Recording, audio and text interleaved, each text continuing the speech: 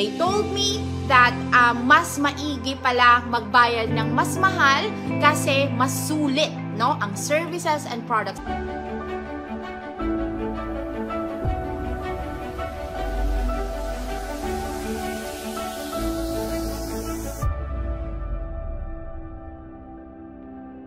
Ngayon, ang hindi alam ng karamihan, no, especially when it comes to business, kasi again, pinagdaanan ko siya. Dati nga, I paid like how much was that? A few thousands, and then walang support, no, system lang at saka manual.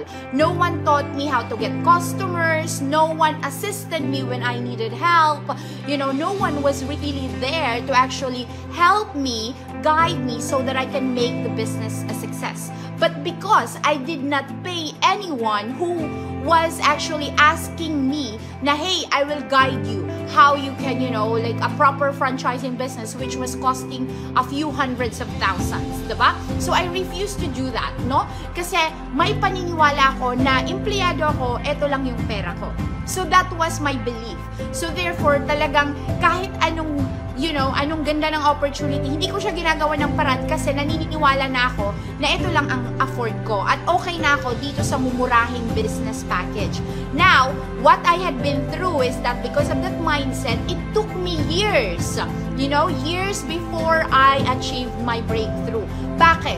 No? Kasi walang nagturo sa akin. So kapag may nagpapabook ng ticket, nagpapautang ako, walang nagsabi sa akin na huwag kang magpautang, no? Kasi you know, lalo na sa mga taong hindi ka kilala, dahil atat na atat kang mag-book, hindi naman mapapanis. Walang nagsabi sa akin nun. Walang nag-guide sa akin. And, yun nga, walang nagtuturo sa akin kung ano yung mga dapat kong gawin at mga dapat kong iwasan. So, yung mga mistakes, mas napamahal. So, yun yung hindi nakikita ng karamihan. No? So, ayun, marami naman ang mga nandito sa Star Legends na nakapag-experience ng ibang company, and you know what happened? No? They told me that mas maigi pala magbayad ng mas mahal kasi mas sulit, no, ang services and products. And actually, I am proud to tell you that our company is offering our business package at a fraction of the cost, no? So, sa kapalit ng value na makukuha mo yung product, services, yung mga income potentials, you know, it is priceless actually. But anyway, I'm talking about those people who are always just looking at the price. Do not just look at the price.